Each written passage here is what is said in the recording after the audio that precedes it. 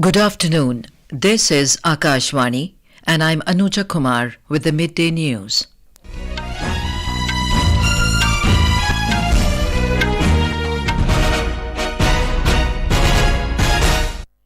The headlines.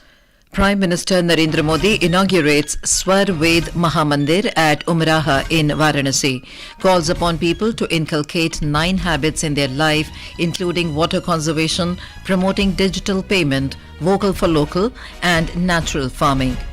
Prime Minister to also launch 37 development projects worth around 20,000 crore rupees in Varanasi today. Telecommunications Bill 2023 introduced in Lok Sabha. IMD predicts heavy rain for another 2 days in Kanyakumari, Tirunelveli, Tuticorin, Tenkasi, Virudhunagar and Theni districts of Tamil Nadu.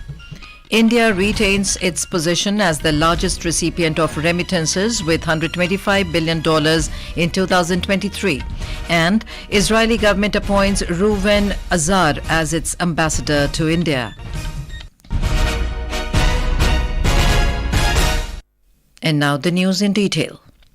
Prime Minister Narendra Modi has said that decades after independence, the spiritual places of the country are now witnessing development along with creating new records in economic growth. Bharat एक ऐसा राष्ट्र है जो सदियों तक विश्व के लिए आर्थिक समृद्धि और भौतिक विकास का उदाहरण रहा है। हमने प्रगति के प्रतिमान गढ़े हैं, समृद्धि के सोपान तय किए हैं। भौतिक प्रगति के लिए भी हमने आध्यात्मिक और मानवीय प्रतीकों की रचना की। After inaugurating the newly built SwarVed Mahamandir at Umaraha in Varanasi today, Mr. Modi said the construction of Ram Temple is also going to be completed in Ayodhya within few weeks. देश में Ram circuit के विकास के लिए भी तेजी से काम हो रहा है और अगले कुछ सप्ताह में अयोध्या में राम मंदिर का निर्माण भी पूरा होने जा रहा है. The Prime Minister is on a 2-day visit to his parliamentary constituency in Uttar Pradesh. Addressing the devotees of the Mahamandir, Mr. Modi urged the people to inculcate 9 habits in their life. आज एक बार फिर मैं आपके सामने 9 संकल्प रख रहा हूं. मेरा पहला आग्रह है, पानी की बूंद बूंद बचाइए. दूसरा, गांव-गांव जाकर लोगों को डिजिटल लेन देन के प्रति जागरूक करिए. तीसरा, अपने गांव, अपने मोहल्ले, अपने शहर को स्वच्छता में नंबर 1 बनाने के लिए काम करिए. चौथा, आप लोकल को प्रमोट कीजिए, मेड इन इंडिया प्रोडक्ट्स का इस्तेमाल करिए. पांचवा, पहले अपने देश को देखिए, अपने देश में घूमिए. मैं छठी बात कहता हूं, प्राकृतिक खेती के प्रति किसानों को ज्यादा से ज्यादा जागरूक करते रहिए. मेरा 7वां आग्रह है, मिलेट्स को अपने रोजमर्रा के खाने के जीवन में शामिल करिए. मेरा 8वां आग्रह है, फिटनेस, उसे भी अपने जीवन का अभिन्न हिस्सा बनाइए. और 9वां आग्रह है, कम से कम एक गरीब परिवार का संबल बनिए, उसकी मदद करिए. The Prime Minister will launch 37 development projects worth around 20,000 crore rupees in Varanasi on the second day of his visit today.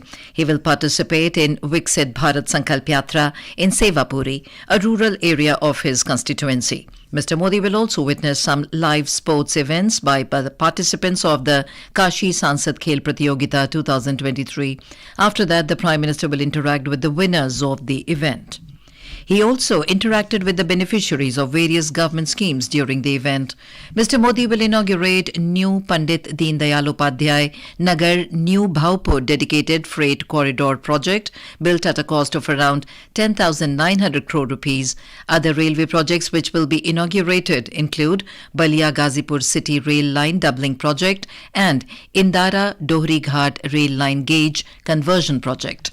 The Prime Minister will flag off Varanasi New Delhi Vande Bharat Express train, Dohri Ghat Mau Memu train, and a pair of long-haul goods trains at the newly inaugurated dedicated freight corridor. He will also flag off the 10,000th locomotive made by Banaras Locomotive Works.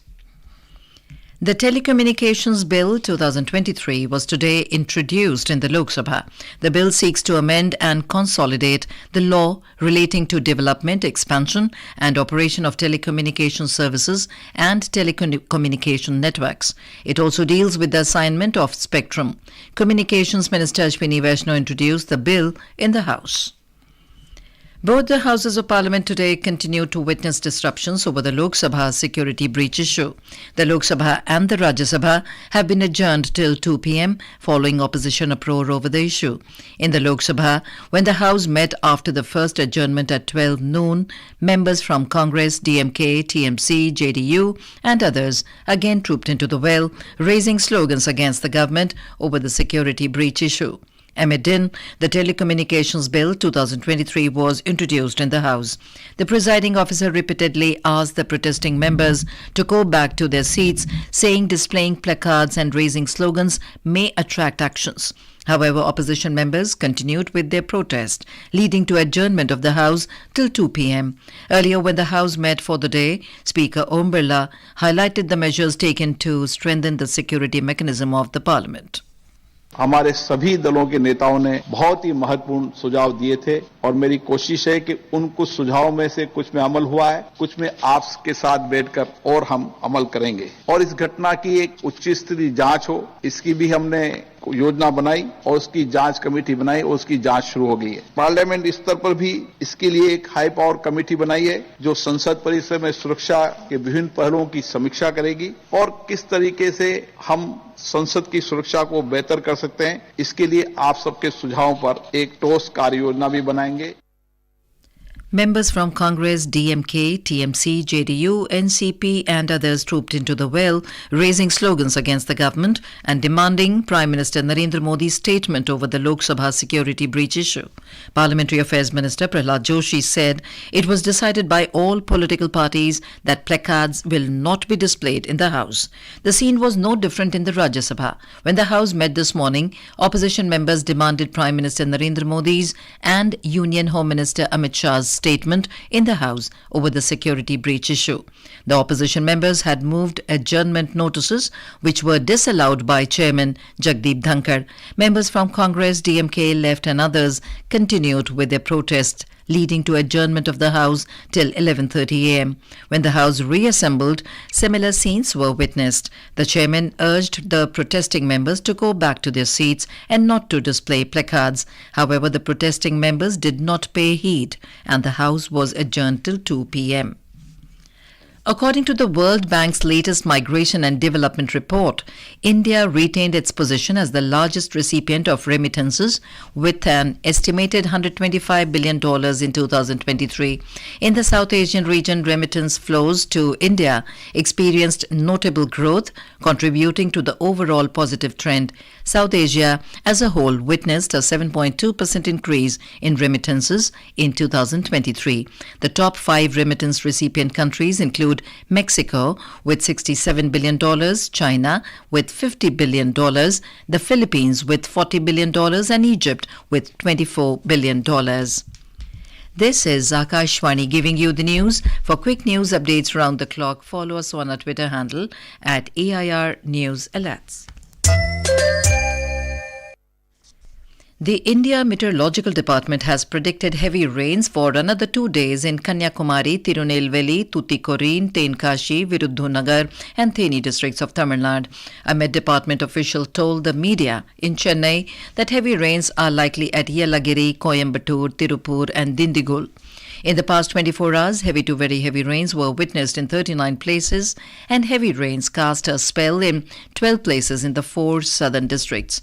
He said that the lower cyclonic circulation continued to remain stagnant in the topographic over India Ocean and southwest Bay of Bengal off South Sri Lanka coast, lies over Comorin area and neighborhood and extends up to 5.8 kilometer above the mean sea level.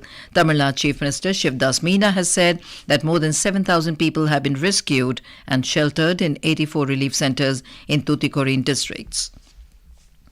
In Arunachal Pradesh, Viksit Bharat Sankalp Yatra is being appreciated and welcomed by the people. Villagers are coming out with great enthusiasm to be a part of the campaign. A report. Bharat का अनमोल यही समय है.